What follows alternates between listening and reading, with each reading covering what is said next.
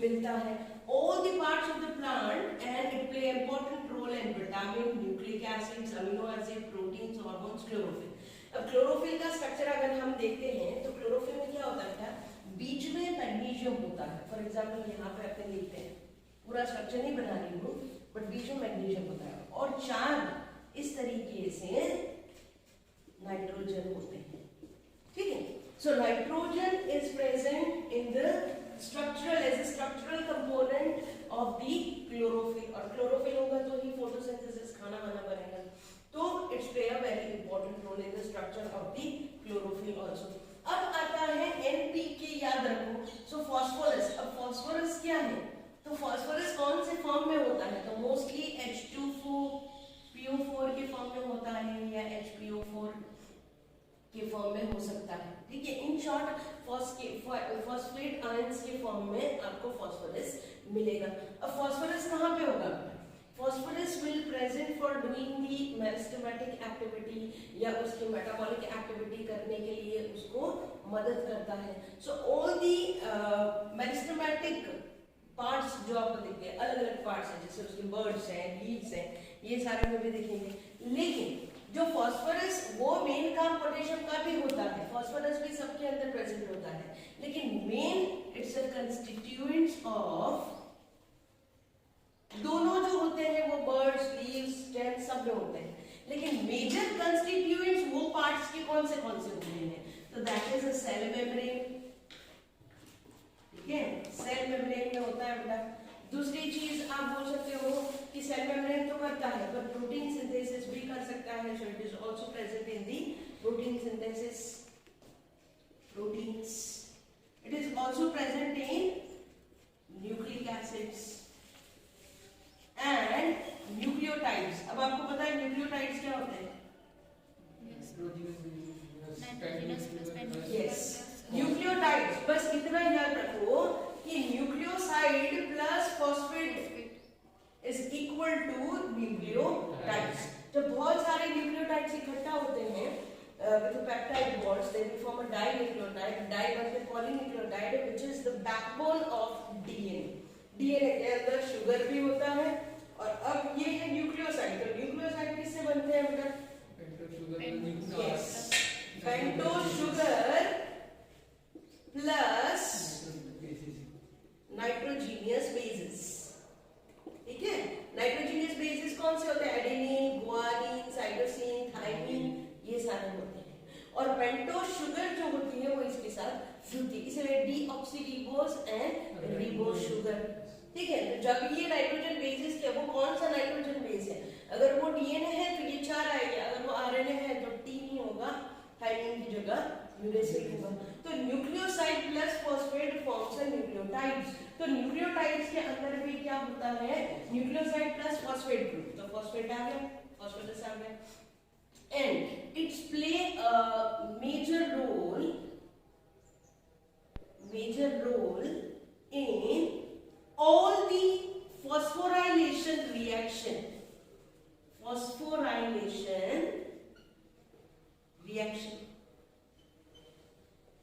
ठीक है, जितनी भी फॉस्फोराइलेशन रिएक्शन है, तो आपको पता होगा फॉस्फोरिलेज। ठीक है, एक सिंपल सा एग्जांपल यहाँ पे मैं लिखती हूँ, सिंपल एग्जांपल, जैसे AMN, ठीक है, एडिनोसिन मोनोफॉस्फेट, क्या है बेटा, एडिनोसिन मोनोफॉस्फेट। जब इसमें आप फॉस्फोरिलेज डालते हो,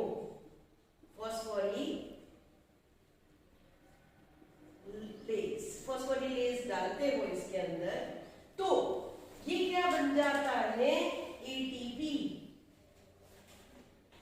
आप जब अंदर फॉस्फेट डालते हो, ये मोनो है, मोनो न्यूक्लियोटाइड। ठीक है, तो आप इसको AMP लिख सकते हैं, एडिनोसिन मोनोफॉस्फेट, एक ही। जब आप फॉस्फोराइलेज डालते हो तो धीरे धीरे ये क्या बनेगा, ADP। ठीक है, ADP में और फॉस्फोरिलेज डाला, एक और डाला, तो क्या बना, ATP। समझ रहे हो, तो क्या कर रहे हो, आप फॉस्फोरिलेज, आप फॉस्फेट ग्रुप डाल रहे हो, तो एक डाला था, तो एडिनोसिन तो क्या था बेटा, adenosine was nitrogen base already present था, तो एडिनोसिन मोनोफॉस्फेट, उसमें फॉस्फेट डाला, तो क्या बना एडीपी, एडीपी में फॉस्फेट डालोगे तो क्या बनेगा एटीपी। सेम ऐसा होता है जीएमपी, देन जीडीपी, और क्या बन जाएगा जीडीपी। समझ रहे हो? तो ये सारे का काम आता है डीएनए रेप्लिकेशन। तब वो माइटोकॉन्ड्रिया से उधार नहीं लेता। माइटोकॉन्ड्रिया क्या बनाता है एटीपी, ठीक है, सेल ऑर्गेनल्स में भी होती है। So phosphorus is also present in cell organelles. समझ रहे हो? फास्फोरस जहां जहां आपको मिलता है बेटा आप उसका नाम यहाँ लिख सकते हो। समझ रहे हो? सो जीडीपी जीडीपी में कन्वर्ट हुआ। सेम ऐसा साइटोसिन मोनोफॉस्फेट क्या बनेगा सीडीपी, सीडीपी, सीडीपी से क्या बनेगा सीटीपी। समझ रहे हो? तो ये सारे फॉर्म क्या है एनर्जी के फॉर्म है। जो रेप्लिकेशन करना होता है उस टाइम भी जो एनर्जी रिक्वायरमेंट होती है तो वो फॉस्फेट फॉस्फोरस अंदर यूज होता है। ठीक है, तो ये सारी रिएक्शन फॉस्फोराइलेशन रिएक्शंस जहां पे फॉस्फेट की जरूरत होती है, फॉस्फोरस जहां पे एंजाइम की तरह रोल प्ले करता है। ठीक है, तो कुछ ऐसी एंजाइम्स भी होती है। मैंने तो जस्ट एक एग्जांपल देके आपको समझाया। तो पहला कौन सा पढ़ा बेटा नाइट्रोजन, फिर कौन सा पढ़ा फॉस्फोरस। अब आता है के का मतलब होता है पोटेशियम। ठीक है, potassium also play a very important role. अब ये कौन से फॉर्म में होगा बताओ? K plus yes K plus. कौन से फॉर्म में होता है K प्लस। ठीक है, तो ये जो पोटेशियम होता है जिसका सिंबल क्या है K, तो K इज सिंबल इसका। अब ये कहाँ पे होता है तो मोस्टली आपको पता है कि ऐसे एरियाज जैसे बर्ड्स हैं, लीव्स हैं, रूट टिप्स हैं, तो वहां पे जब बहुत सारा डिवीजन करना होता है, उसकी एक्टिविटीज करनी होती है, मेटाबॉलिक एक्टिविटीज करनी होती है, मेरिस्टेमेटिक एक्टिविटी करनी होती है, तो वहां पे होता है। So it plays a major role in meristematic and differentiating tissues. Differentiating का मतलब क्या होता है बता? डिफरेंशिएट का मतलब क्या होता है? जब कोई सेल जीवन एस G2 में जाता है बेटा, फिर वो क्या करता है माइटोसिस करता है। ठीक है, एक के कितने बन जाते हैं? 2 बन जाते हैं। उसके बाद वो सेल डिफरेंशिएट होता है, मतलब जीवन तक आधा आता है, फिर Z0 में चला जाता है। तो अगर वो Z0 में जा रहा है तो वो सेल क्या हो रहा है? डिफरेंशिएट हो रहा है। समझ रहे हो? सो ये कहाँ पे हो सकता है? बर्ड्स होते हैं बेटा, वहां पे कुछ लीव्स हैं, ठीक है, फिर कुछ रूट टिप्स हैं, तो ये सब जगह पे आपको ये मिलेगा देखने को पोटेशियम। ठीक है, दूसरा एक मेजर रोल जो पोटेशियम प्ले करता है that is the opening and closing of the stomata. कहाँ पे रोल प्ले करता है? Opening and closing of stomata. ठीक है, फिर दूसरी चीज क्या करता है बेटा? कैटायनिक और एनायनिक जो रिएक्शंस होती हैं उसको मेंटेन करता है। So it maintains the anion and cation reactions, or you can say balance maintain करता है बेटा। ठीक है, समझ लो। दूसरा प्रोटीन सिंथेसिस में भी मदद करता है। It also help in synthesis of proteins. ठीक है, दूसरा यहाँ पे लिख रही हूँ पोटेशियम का इधर। ठीक है, दूसरा पॉइंट 3 स्टार की, ये चौथा स्टार। दूसरी चीज ये होती है कि टर्जिडिटी ऑफ सेल जो मेंटेन रहता है, मतलब जैसे ट्रांसपिरेशन हो रहा है तो उस टाइम पे स्टोमेटा क्या करता है? खुलता है, बंद करता है, खुलता है। So it maintains the turgidity of cell. ठीक है बेटा, फिर पोटेशियम क्या करता है? मेटाबॉलिक एक्टिविटीज में भी रोल प्ले करता है। So they are enzyme which play a role in metabolic activities. So it activates the enzyme, activates the enzymes for metabolic activities और metabolic reactions। तो ये सारे किसके हो गए बेटा? पोटेशियम। अब देखो इसका डिफरेंस देखो। नाइट्रोजन बहुत ही ज्यादा, सबसे ज्यादा सारे पार्ट्स में, सब चीजों में होने वाला नाइट्रोजन। दूसरा फास्फोरस अब फास्फोरस का मेन सेल मेम्ब्रेन वो प्रोटीन्स और न्यूक्लिक एसिड न्यूक्लियोटाइड सारा मेन काज क्या है फॉस्फोराइलेशन की। जितनी भी मोस्टली जब एटीपी की बात आती है, एनर्जी की बात आती है, तो फास्फोरस के बगैर काम नहीं चलता। ठीक है, नाम पर से याद आ जाएगा बेटा फॉस्फोराइलेशंस रिएक्शंस। पोटेशियम की बात करें तो मेरिस्टेमेटिक या डिफरेंशिएटिंग टिश्यूज जो यंग डेवलपिंग होते हैं, बर्ड्स होते हैं, लीव्स, रूट टिप्स सब में, opening closing stomata, maintaining the anion cation balance, फिर सिंथेसिस ऑफ प्रोटीन्स, मेटाबॉलिक जो रिएक्शंस करवानी होती है तो एंजाइम को एक्टिवेट करना पड़ता है, और maintains the turgidity of the cell. तो this are the points regarding the potassium. तो एनपीके इस तरीके से साथ में 3 का कपल बना दिया तो अपने को आसानी से याद रह जाएगा। जितने भी फॉस्फोराइलेशन तो फास्फोरस, जितना भी टर्जिडिटी, ओपनिंग क्लोजिंग और एनाइक कैटाइन का बैलेंस सब कुछ इसमें आ जाता है पोटेशियम। तो इस तरीके से तीनों का डिमार्केशन हो गया। इसके बाद हम देखेंगे कैल्शियम, मैग्नीशियम एंड सल्फर। ठीक है, कि कैल्शियम का क्या क्या रोल है। हमें पता है कि भाई सेल वॉल बनानी हो कैल्शियम के बगैर, ओल्डर पार्ट्स होते हैं तो उसमें कैल्शियम्स होते हैं। ठीक है, तो calcium is also important but as a structural and functional importance होता है इसका। ठीक है, जब स्पिंडल फाइबर्स बनते हैं तो कैल्शियम होता है, तो कैल्शियम का वो रोल। मैग्नीशियम का as a enzyme activator, enzyme की तरह बहुत इंपॉर्टेंट रोल होता है मैग्नीशियम, चाहे वो फोटोसिंथेसिस हो चाहे वो रेस्पिरेशन। लेकिन जब सल्फर की बात आती है तो sulphur is a part of very good vitamin, hormones, इन सब का कुछ अमीनो एसिड्स, उन सब में सल्फर होता है। समझ रहे? सो इस तरीके से हम 3 के ग्रुप में 3 को खत्म कर देंगे। तो मैंने एनपीके किया, फिर अपने क्या करेंगे कैल्शियम, मैग्नीशियम, सल्फर को कर लेंगे। ठीक है, इतना लिख दो बेटा। ये कुछ एक्स्ट्रा पॉइंट्स अगर आपको लिखने हैं तो आप लिख सकते हो अदरवाइज को सिर्फ समझाने के लिए। Okay, so now after completing the N, nitrogen, phosphorus and potassium, ठीक है, अब हम बात आती है बेटा कैल्शियम की, मैग्नीशियम की और सल्फर की। Sulphur,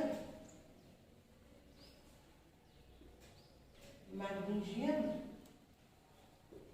and calcium. ठीक है, तो सबसे पहले इसका सिंबल लिख देते हैं C Mg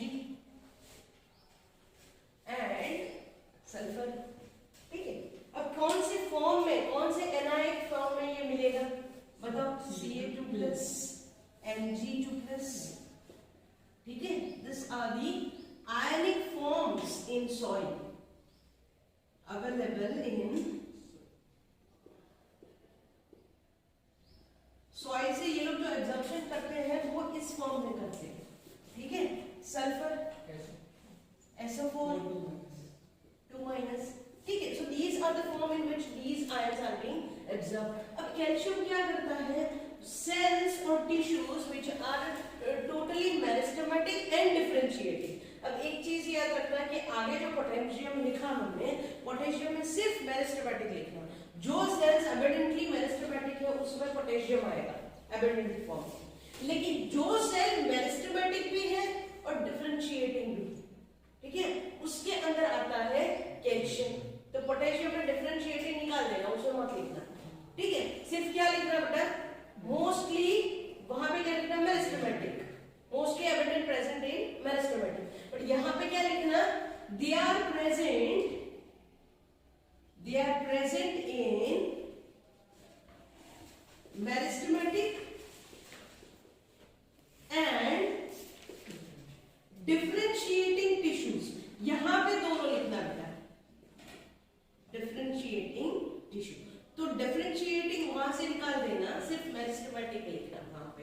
potassium abundant in meristematic tissues, birds, leaves जो आपने लिखा, रूट टिप्स, वो सिर्फ मेरिस्टेमेटिक होता है पोटेशियम। लेकिन कैल्शियम क्या होता है? मेरिस्टेमेटिक एंड डिफरेंशिएटिंग टिश्यूज के अंदर। मोस्टली इसका काम क्या होता है? To form the spindle fibres. कब बनते हैं बताओ स्पिंडल फाइबर्स? सेल साइकिल के दौरान। यस, सेल डिवीजन जब होता है तो प्रोफेज, मेटाफेज, एनाफेज। तो उस टाइम पे एनाफेज जब होता है तो धीरे धीरे प्रोफेज जब स्टार्ट होता है तो स्पिंडल फाइबर्स बनने लगती है। ठीक है, वो क्रोमोसोम्स को उसके पोल के तरफ खींचने के लिए काम आती है। So it involves in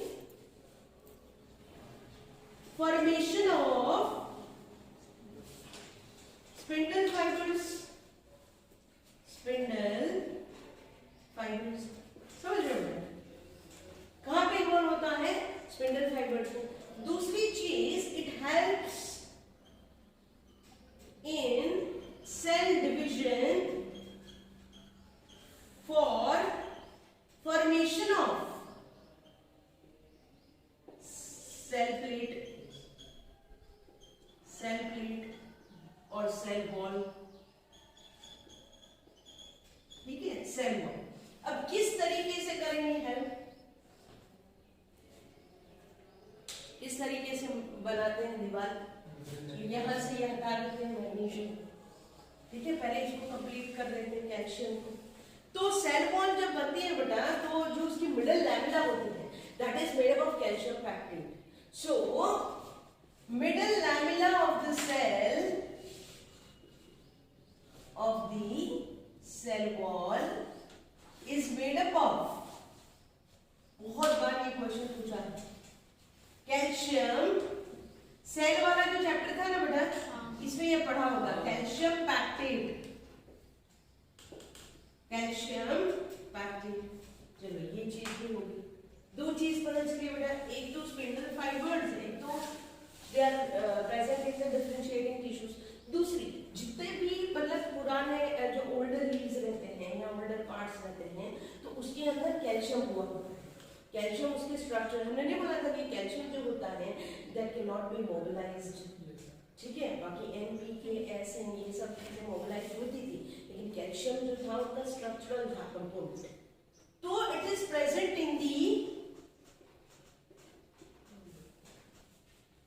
older leaves, older leaves। Okay? दूसरी, it plays a very important role in cell membrane also। ठीक है, it plays important role in cell membrane also, cell membrane। दूसरा, it also help in metabolic activities। It also play role in metabolic activity, also play role in activation of enzyme, play role in activation of synthesis of enzymes, role in synthesis of enzymes। ठीक है, तो ये कुछ important points हो गए calcium. पहली चीज क्या याद रखोगे? डिफरेंशिएटिंग और मेरिस्टेमेटिक टिश्यूज। ठीक है, दोनों में हो गए। फिर क्या याद रखोगे बेटा?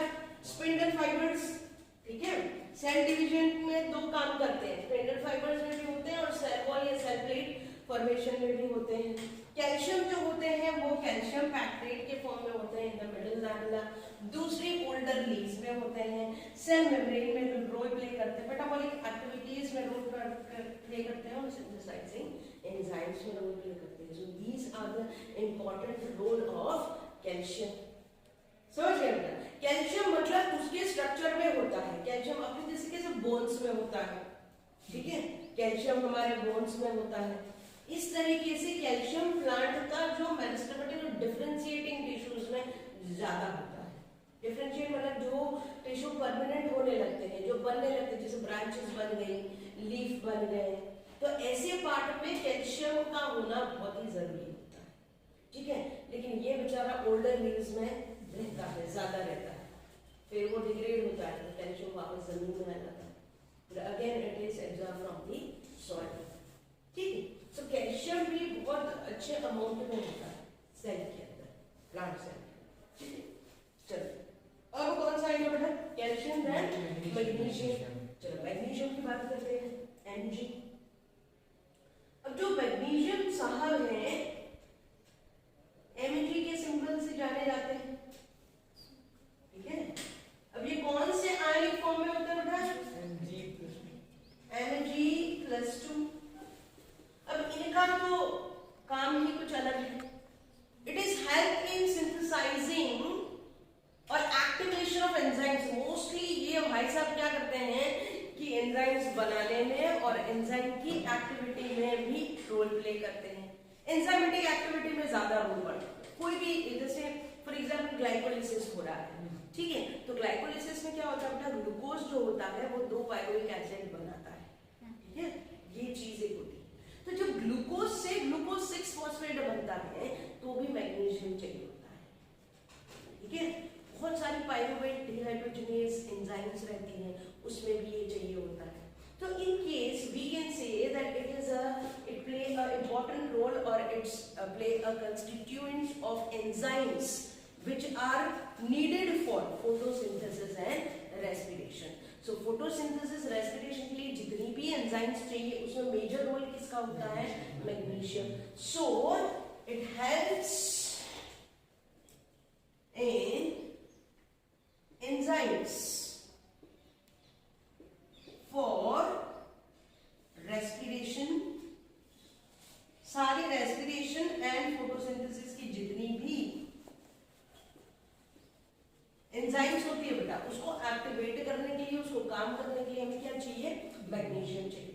अब 2 चीज याद रखिए, एक सांस लेना और खाना बनाना, ठीक है, उसमें अपने को क्या चाहिए, मैग्नीशियम चाहिए। दूसरी चीज जो होती है, it's also play a component और constituents of DNA and RNA, ठीक है, it plays important role of DNA and RNA synthesis, ठीक है, ये दूसरी चीज अभी मैंने क्लोरोफिल बनाया था, ठीक है, तो उसमें 4 नाइट्रोजन थे, तो नाइट्रोजन तो होता ही है क्लोरोफिल में।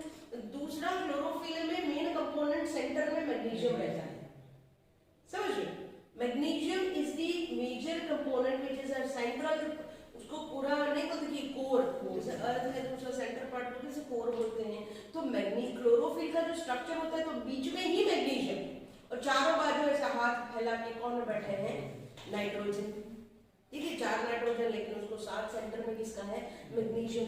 सो magnesium forms the structure of chlorophyll, ठीक है, क्लोरोफिल के स्ट्रक्चर में है बेटा, ताकि वो क्या कर सकते हैं, फोटोसिंथेसिस कर सकते हैं, उसमें मदद करते हैं। दूसरी चीज रिबोसोम्स जब बनाने होते हैं, अब रिबोसोम्स तो आपको पता है क्या है, निश्चित पता, रिबोसोम्स बेटा, they are nitrogenous रिबोसोम्स bonds which are ये एक ऑर्गेनल्स है, ठीक है, जो कि प्रोकैरियोटिक्स में भी होती है, यूकैरियोट, ये एक ऐसी ऑर्गेनल है, इसकी कोई मेम्ब्रेन नहीं रहती है बेटा, मेम्ब्रेन बिना की ऑर्गेनल्स है। और रिबोसोम्स जो रहती हैं वो 2 सब यूनिट में रहती है, एक बड़ा यूनिट होता है और एक छोटा यूनिट होता है, एक स्मॉलर सब यूनिट, एक लार्जर सब यूनिट। तो आपको पता है बेटा कि अगर वो 70 सब यूनिट का भी हो सकता है तो 50 और 30, लेकिन 80 तो होता नहीं है, 50 सिडबर्ग एंड 30 सिडबर्ग, तो 70 सिडबर्ग का होता है। लेकिन जब यूकैरियोट्स होते हैं यूकैरियोटिक सेल में, तो उसमें क्या होता है, 50s प्लस 40s, ठीक है। तो इस तरीके से तो होता क्या है, 80s, 100 नहीं होता, 90 नहीं होता, 80s होता है। सो इस तरीके से बेटा रिबोसोम्स क्या करते हैं, ये जो सब यूनिट्स होते हैं इनको ज्वाइन करना पड़ता है। So, रिबोसोम्स, एक रिबोसोम्स दूसरे रिबोसोम्स के साथ ज्वाइन करके जब एक mRNA के ऊपर ढेर सारे रिबोसोम्स ज्वाइन होते हैं तो इसको बोलते हैं पॉलीरिबोसोम्स। क्या बोलते हैं, ऐसा कुछ आपने पढ़ा होगा बहुत पहले, ठीक है। सो जब ये रिबोसोम का एक यूनिट और दूसरा रिबोसोम अगर ज्वाइन करना है तो क्या बनेंगे, डाइमर बनेगा, मतलब magnesium actually it's a divalent ion, it's a divalent ion, ठीक है, Mg2 डाइवेलेंट आयन। तो ये जो रिबोसोम्स और ये रिबोसोम्स है बेटा, इनको कनेक्ट करना है तो कुछ कंसंट्रेशन मैग्नीशियम का चाहिए होता है, हमें चाहिए रखना। तो join the ribosomes we require magnesium ion हमेशा। ये तो कहाँ पे मेन काम तो इसको क्या है, प्रोटीन सिंथेसिस करना। तो ribosomes are playing important role in protein synthesis. तो अगर ये मैग्नीशियम नहीं है तो प्रोटीन सिंथेसिस कैसे करोगे, ठीक है। सो इन सिंथेसिस ऑफ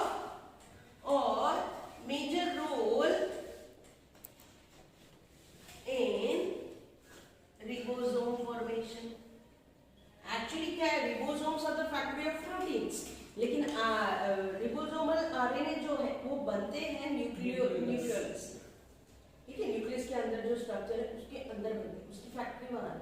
रिबोसोम की फैक्ट्री न्यूक्लियस है, लेकिन रिबोसोम किसकी फैक्ट्री है? प्रोटीन्स की। तो प्रोटीन सिंथेसिस में इनडायरेक्टली मैग्नीशियम में रोल प्ले करती है। तो major role in ribosome formation, ठीक है, रिबोसोम्स को ज्वाइन करने के लिए, उसको अटैच करने के लिए मैग्नीशियम चाहिए होता है। तो एक रिबोसोम याद रखो, एक क्लोरोफिल याद रखो, डीएनए आरएनए का स्ट्रक्चर याद रखो, ठीक है, तो important role in DNA RNA structure, या फिर रेस्पिरेशन फोटोसिंथेसिस की जितनी भी एंजाइम्स रहती हैं वो सारे कौन करता है बेटा? मैग्नीशियम करता है। मैग्नीशियम बहुत ही अच्छा है, ठीक है, क्योंकि इसका मेन ही काम होता है एज अ कैटलिस्ट, कैटलिस्ट काम करता है मैग्नीशियम। मोस्ट ऑफ सारी जो एंजाइम्स है सब में एज अ कैटलिस्ट, डीहाइड्रोजनेसेस होता है ना, तो उस टाइम बहुत ही अच्छे से मैग्नीशियम काम आता है, क्या एक्टिवेशन ऑफ दी एंजाइम्स। तो अब सब में थोड़ी ना लिखेंगे activation of enzyme, activation of enzyme, it place enzymes in respiration photosynthesis, सारी एंजाइम लिख दो, डीएनए आरएनए लिख दो, क्लोरोफिल लिख दो और रिबोसोम्स लिख दो, बस ये 4 पॉइंट अगर आ गए तो मैग्नीशियम इज पूरा, ठीक है। अब आता है, अब देखो हमने 3 ले रहे, कैल्शियम ले लिया, ठीक है, मैग्नीशियम ले लिया सेकंड, तो थर्ड किसको लेंगे? सल्फर को ले लो, उसके भाई सल्फर, पहले एनपीके लिया और बाद में कैल्शियम, मैग्नीशियम और सीएम को लिया, सीएम को किसके साथ लिया? सल्फर के साथ। सीएम को उठा लो, अपना सीएम जो है उसको उठा लो सल्फर के साथ, ठीक है, सीएम को उठा लिया किसके साथ? सल्फर के साथ। तो नरेंद्र मोदी वहीं बेचारा सल्फर में पड़ा रहेगा, ठीक है। सो सल्फर भी है, that is symbol is S, ठीक है, लेकिन SO4 2- आयनिक फॉर्म में होता है, absorb form is SO4 sulphate, ठीक है। हमेशा सल्फर जो है वो ionic form, calcium ionic form है, ये सब आयनिक फॉर्म में ही एब्जॉर्ब होते हैं, डायरेक्टली नहीं, क्योंकि ये सब भी कहाँ रोल परफॉर्म कर रहे हैं? मेटाबॉलिक एक्टिविटीज में, कहीं पे रिडक्शन हो रहा है, कहीं पे ऑक्सीडेशन हो रहा है, कहीं पे इलेक्ट्रॉन्स जा रहे हैं, कहीं पे इलेक्ट्रॉन्स आ रहे हैं, ठीक है। सो सल्फर जो होता है वो बहुत ही अच्छा होता है, major role in amino acids, so they are the major constituents of amino acids, ठीक है। And amino acid for example आप लिख सकते हो सिस्टीन एंड मिथियोनिन, ठीक है, methionine and cysteine are having sulphur as a major constituents. दूसरी ये लोग कहाँ पे होते हैं? They are found as a functional role in coenzymes, ठीक है, so they are playing a functional role in coenzymes, ठीक है, बहुत सारी कोएंजाइम्स में होते हैं। दूसरा आप लिख सकते हो विटामिन के अंदर बेटा, अब विटामिन कैसे? जैसे थायमीन है, ठीक है, बायोटीन है एंड अदर कोएंजाइम्स तो functional role in formation of coenzyme, जहां पे विटामिन, थायमीन, बायोटीन और दूसरे उसके कोएंजाइम्स दूसरे हैं उसमें रोल प्ले करता है, मोस्टली विटामिन की तरह। एंड दूसरी चीज ये भी लिख सकते हैं कि जैसे फेराडॉक्सिन है, तो फेराडॉक्सिन में भी सल्फर होता है, so it plays a role in ferredoxin also. Ferredoxin जो आएगा ना, ये अपने इलेक्ट्रॉन ट्रांसपोर्ट चेन वगैरह करेंगे ना, उस टाइम पे फेराडॉक्सिन, ठीक है। सो these are the important constituents, मतलब कि in short विटामिन हो, हार्मोन्स, अमीनो एसिड्स हो। अब अमीनो एसिड्स है तो जाहिर सी बात है amino acid join together to form a proteins. अब प्रोटीन्स है तो डीएनए के जो मेन जीन्स रहते हैं उसमें जो कोडिंग रहता है, genetic code is totally proteins बनते हैं अमीनो एसिड्स। तो sulphur is playing very important role in formation of protein, indirectly भी लिख सकते हैं। सो अमीनो बेटा, फिर कोएंजाइम्स का फॉर्मेशन है, विटामिन्स में प्रेजेंस होता है, थायमिन, बायोटिन या दूसरे कोई भी एंजाइम्स ले लो, कोएंजाइम्स, पैराडॉक्सिन है, तो इन सब चीजों में सल्फर रहता है। ठीक है, तो तीनों का डिमार्केशन, कैल्शियम बहुत ही अच्छा है, सेल वॉल में ले लो, सेल डिवीजन में ले लो, बहुत ही अच्छा है।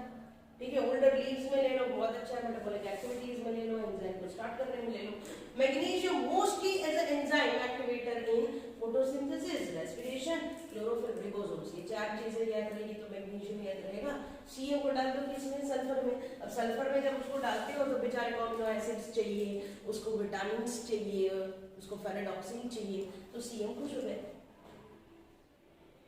ठीक है, इस तरीके से तीनों का डिमार्केशन करने का मतलब है ये और जैसे एनपीके का किया वैसे एकदम से याद नहीं रहेगा, आपको इसको याद करना पड़ेगा लिख लिख के।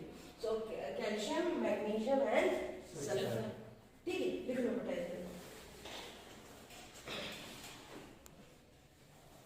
So till now we have learned about the nitrogen, phosphorus, potassium, तो उसके बाद कैल्शियम, मैग्नीशियम और सल्फर। कैल्शियम सब उसकी कंपोनेंट्स के लिए बनाना, उसको डिफरेंशिएटिंग टिश्यूज में, मेरिस्टेमेटिक टिश्यूज में डालने का।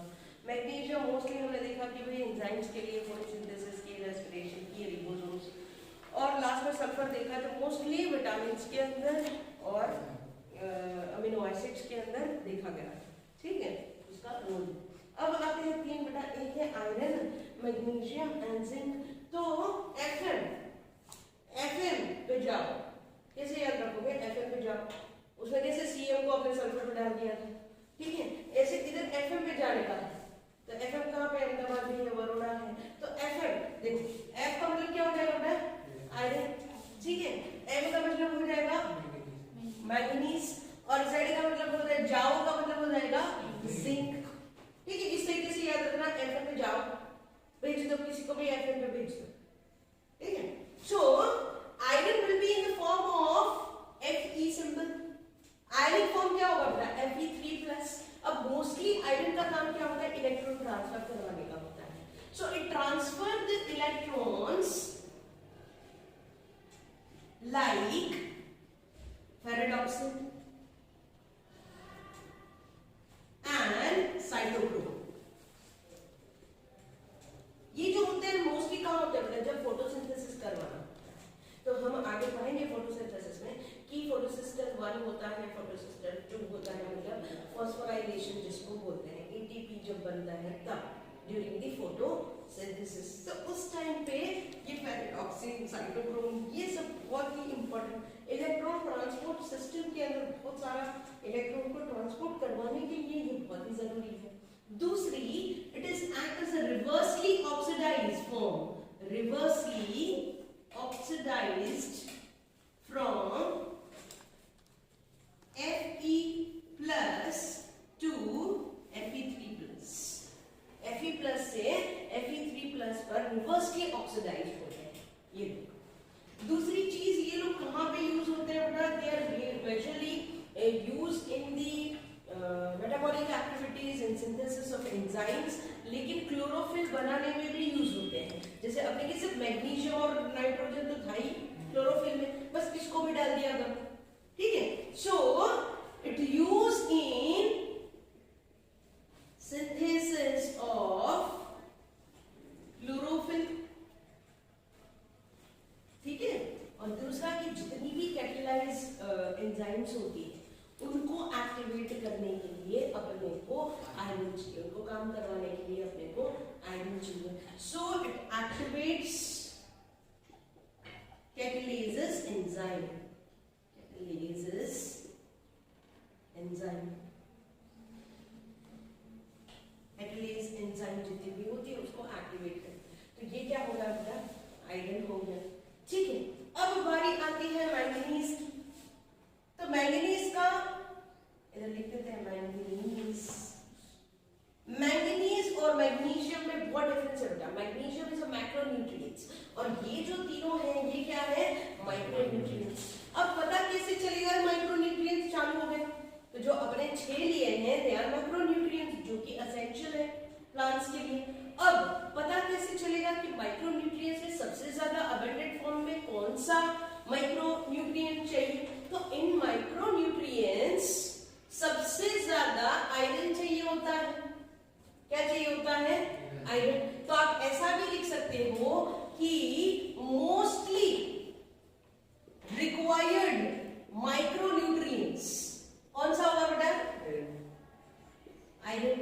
सबसे ज्यादा माइक्रोन्यूट्रिएंट्स में भी सबसे ज्यादा किसकी जरूरत पड़ती है? फर्स्ट नंबर पे।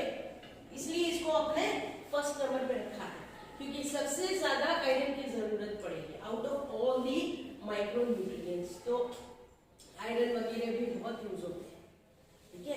कुछ फैक्ट्रीज होती हैं जहाँ पे आयरन बनता है, ये तो उनके प्लांट्स में बहुत ज्यादा आयरन होता है। बहुत ज्यादा चीजें भी होना अच्छा नहीं होता, उससे भी टॉक्सिसिटी होती है, ठीक है। हम आगे पढ़ेंगे कि माइक्रोन्यूट्रिएंट्स अच्छे हैं, नो डाउट। भर भर के बकेट भर भर के बेटा माइक्रोन्यूट्रिएंट्स की इतनी जरूरत होती है नहीं, और आप भर भर के डाल दो तो जाहिर सी बात है कि it will lead to toxicity in the plants, ठीक है। सो एसेंशियल सबसे ज्यादा माइक्रोन्यूट्रिएंट्स जो चाहिए फर्स्ट नंबर पे, दैट इज आयरन, ठीक है। Mostly abundant micronutrients required for the plant growth. चलो अब आता है मैग्नीशियम। अब कौन से फॉर्म में होगा? Mg2+, सॉरी Mn2+, ठीक है। This will be the iron form. अब ये क्या करेगा? मतलब मैंगनीज मोस्टली क्या करता है?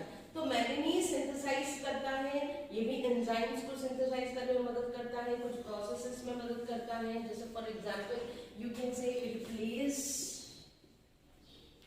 रोल इन फोटोसिंथेसिस, रेस्पिरेशन, ये दो तो कॉमन ही थे। नाइट्रोजन मेटाबॉलिज्म, नाइट्रोजन मेटाबॉलिज्म, समझ रहे हो?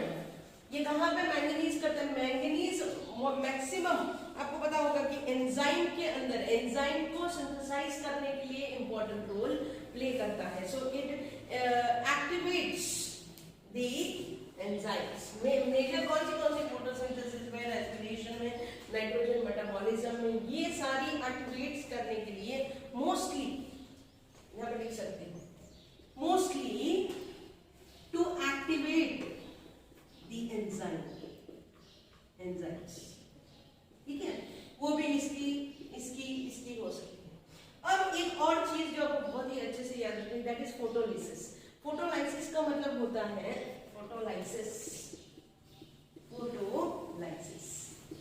लाइट के प्रेजेंस में पानी को तोड़ना, वाटर स्प्लिटिंग। क्या बोलते हैं इसको? Water splitting. आपके बुक में सिर्फ वाटर स्प्लिटिंग लिखा है, लेकिन उसको क्या बोलते हैं? फोटोलाइसिस। लाइट आती है और पानी को तोड़ती है, ठीक है। सो वाटर स्प्लिटिंग में कुछ 3 मिनरल्स की जरूरत पड़ती है। एक मैग्नीज है, ठीक है, मैग्नीशियम है और क्लोरीन है। तो manganese play a important role in splitting of water. अब पानी को स्प्लिट क्यों कर देगा बेटा?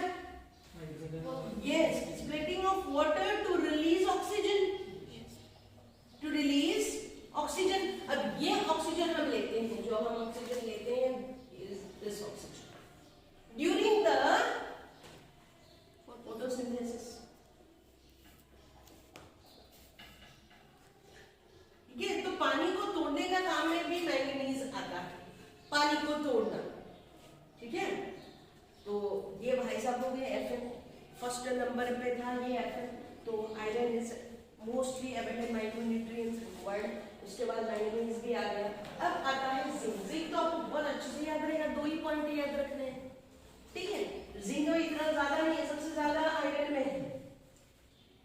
तो जिंक जो होता है ये Zn के फॉर्म में सिंबल होता है इसका। कौन से फॉर्म में होगा मतलब? Zn+, इट्स आयनिक फॉर्म, ठीक है। अब ये करता क्या है? तो मोस्टली एंजाइम्स के एक्टिवेशन के लिए होता है, ठीक है। अब कौन सी एग्जांपल यहाँ पे एंजाइम्स कौन सी थी? कैटालिसिस,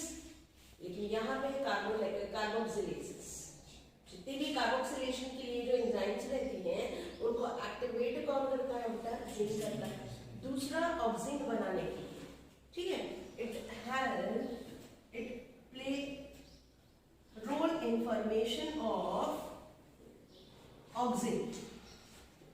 ऑक्सिन क्या है? हार्मोन है।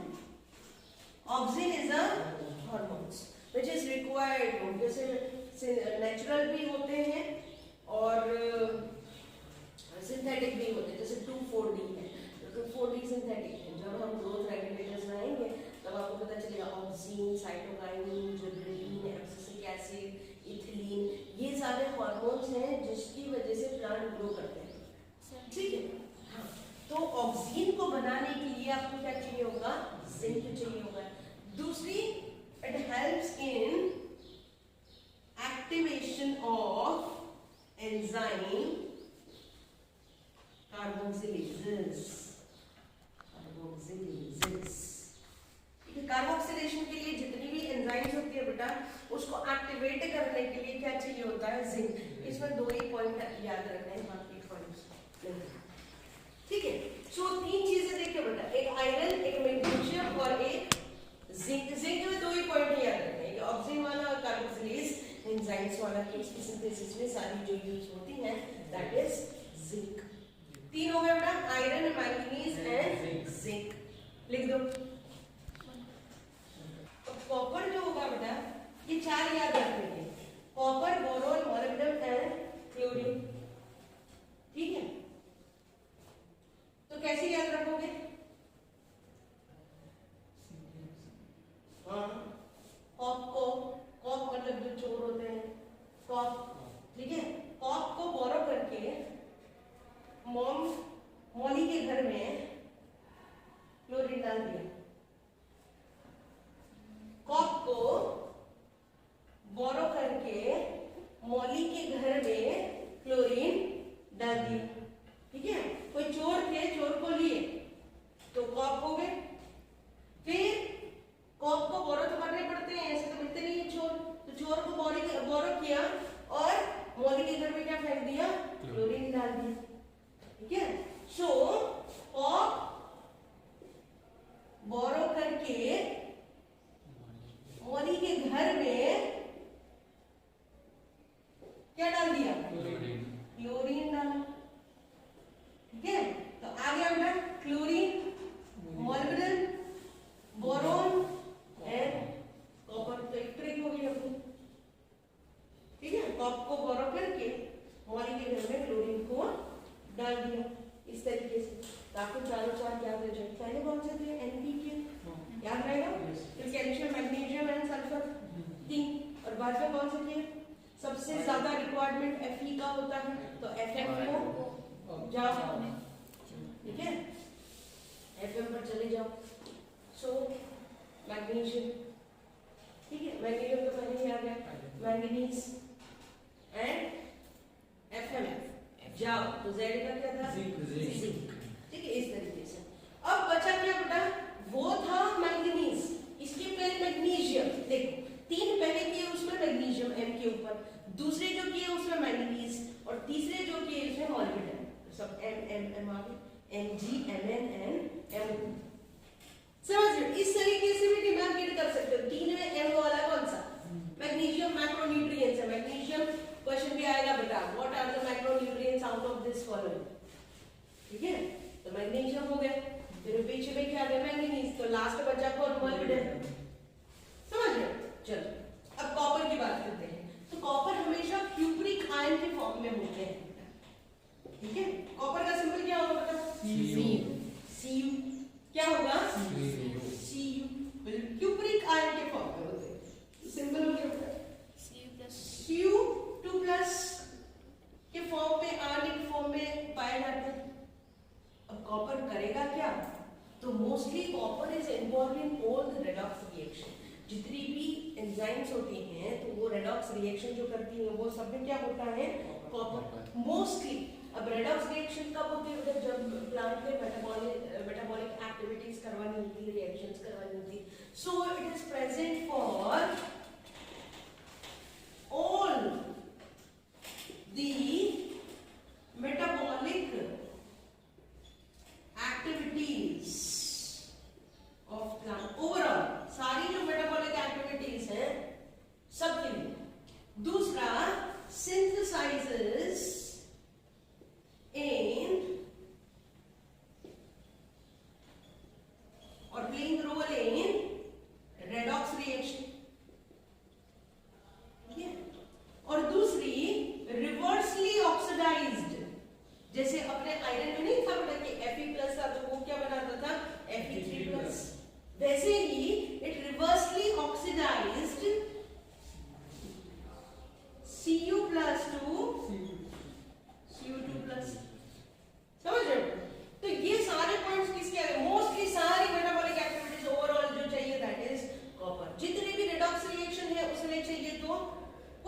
पॉइंट याद रखने का जिसके ऊपर से आपको वो याद रह जाए, ठीक है। जब आती है बोरोन की बारी तो बोरो करने का, अब बोरोन कुछ चीजों के लिए आप उसको बोरो करोगे, तो boron is form of, boron का क्या होगा सिंबल का? बी। क्या होगा? B will be the symbol. लेकिन कौन से आयनिक फॉर्म में होगा? B4O7, ठीक है, एंड BO3 माइनस होगा, ठीक है। तो BO3 फॉर्म में भी होता है या B4O7? B4O7, O7 के पहले B4O7, ठीक है, ये दो ही होते हैं। सो ये उसके कुछ आयनिक फॉर्म हो गए बेटा जो आपको याद रखने। चलो बोरोन की बात, बोरोन क्या करता होगा? तो बोरोन मोस्टली किसमें होता है? तो आपको पता होना चाहिए कि अगर किसी का सेल इनोग्रेशन करवाना है, सेल डिफरेंशिएशन करवाना है, पोलन जर्मिनेशन करवाना है, या तो आपको कोई कार्बोहाइड्रेट को एक जगह से दूसरी जगह ले जाना है, ट्रांसलोकेशन करवाना है। फॉर एग्जाम्पल अपने वो पढ़ते थे, क्या बोलते हैं इसको, फ्लोएम सैप पढ़ते थे, आपको पता है कि सुक्रोज, तो सुक्रोज जो होता था वो एक जगह से दूसरी जगह ट्रैवल करता था एज अ फूड, ठीक है। फ्लोएम में नहीं अपने बोलते थे सिंक से सोर्स की तरफ, तो उसको ले जाने के लिए कौन सा आयन चाहिए होता है? That is boron.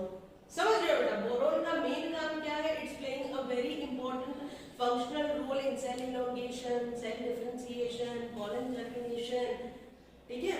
तो ये सारे रोल्स जो हैं ये करता है बोरोन। लेकिन बोरोन का एक चीज ये भी है कि ये दूसरे जो मैक्रोन्यूट्रिएंट्स होता है उनके साथ मिलके इनकी दोस्ती होती है। अब इसकी जो बोरोन की दोस्ती थी वो थी कैल्शियम के साथ। किसके साथ थी? कैल्शियम। अब कैल्शियम क्या है बताओ मुझे? कैल्शियम क्या करता है, किसमें होता है? इन मेरिस्टेमेटिक इन डिफरेंशिएटिंग सेल, ठीक है, सेल डिवीजन में, स्पिंडल फाइबर्स फॉर्म करने में, फिर सेल प्लेट बनाने में, सिंथेसिस करने में, मेटाबॉलिक एक्टिविटीज में, प्रोटीन बनाने में, सब जगह पे कैल्शियम रिक्वायर्ड है। ओल्डर लीव्स में, पुराने पत्ते थे उसमें भी कैल्शियम था। लेकिन ये कैल्शियम को अगर यूज करना है तो आपको बोरोन चाहिए। जैसे फॉर एग्जाम्पल उर्वेश है, अनुभव है, तो दोनों बेस्टी हैं। अब मुझे कुछ काम निकलवाना है अनुभव से, तो मुझे किसको बोलना पड़े? उर्वेश को बोलना पड़ेगा। ऐसा इस तरीके से अगर हमें इसकी दोस्ती है कैल्शियम भाई से, ठीक है, बोरोन की दोस्ती किसके साथ है? कैल्शियम भाई से। तो अब uptake and utilisation of calcium will be done by boron. समझ रहे हो? बोरोन बोले हाँ भाई जा, मैंने हाँ बोल दिया, तो कैल्शियम बोले हाँ ठीक है तूने बोल दिया, तो भाई अब क्या बात है? So boron is helping calcium for uptake and utilization. समझ आया बेटा? यहाँ अब दूसरी चीज पोलन जर्मिनेशन में, it helps in pollen germination. दूसरी it will help in cell elongation, cell differentiation, and sugar translocation. Sugar translocation, ठीक है, शुगर ट्रांसलोकेशन और यू कैन से कार्बोहाइड्रेट ट्रांसलोकेशन। खाना पीना पहुंचाने का काम में बोरोन पार्ट ले सकते हैं। यहां तक पता चल गया, ठीक है। अब मॉलिक्यूलर में जो बहुत सारे एंजाइम्स हैं, जैसे नाइट्रोजनेज है, नाइट्रेट रिडक्टेज है, जो नाइट्रोबॉलिज्म में होता है, ठीक है, नाइट्रोजन फिक्सेशन में जो होते हैं वो सारी एंजाइम्स में होता है। So it's present in so many different several enzymes, ठीक है, बहुत सारे। अब ये कौन से फॉर्म में होगा बताओ मॉलिक्यूलर? इसका सिंबल क्या होगा? एमओ होगा। एमओ कौन से फॉर्म में होगा? MO2 प्लस, MO2 प्लस होगा कि माइनस होगा? Plus MOO2 minus, MOO2 minus, MOO2 plus, MOO2 minus ionic form में, ठीक है।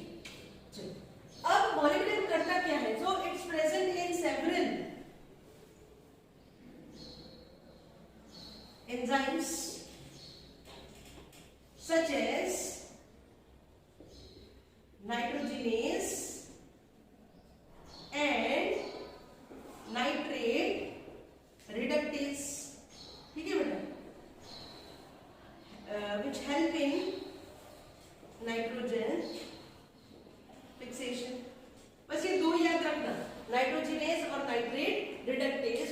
In nitrogen fixation.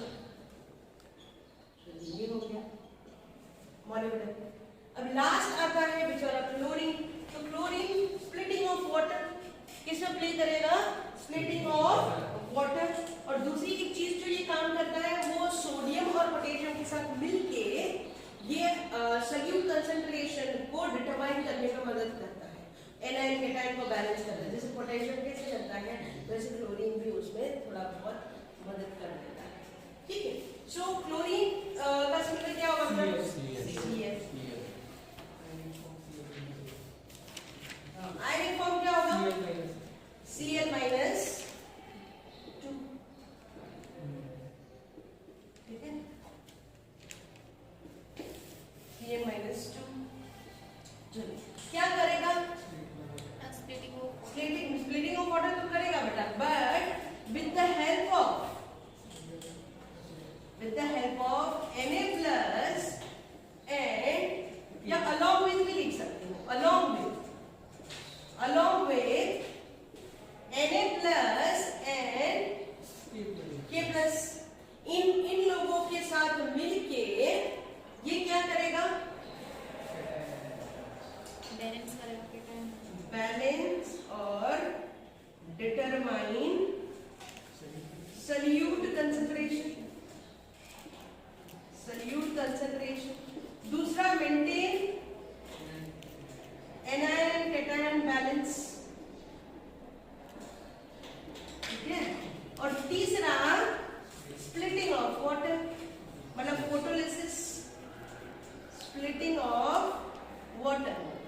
एक कौन सा था इसके पहले स्प्लिटिंग ऑफ वाटर में? मैंगनीज। ठीक है, मैग्नीशियम भी है, मैंगनीज भी है, splitting of water during photosynthesis. ठीक है बेटा, तो इस तरीके से 3 अलग अलग हमारे कंप्लीट हो गए। ठीक है, Na प्लस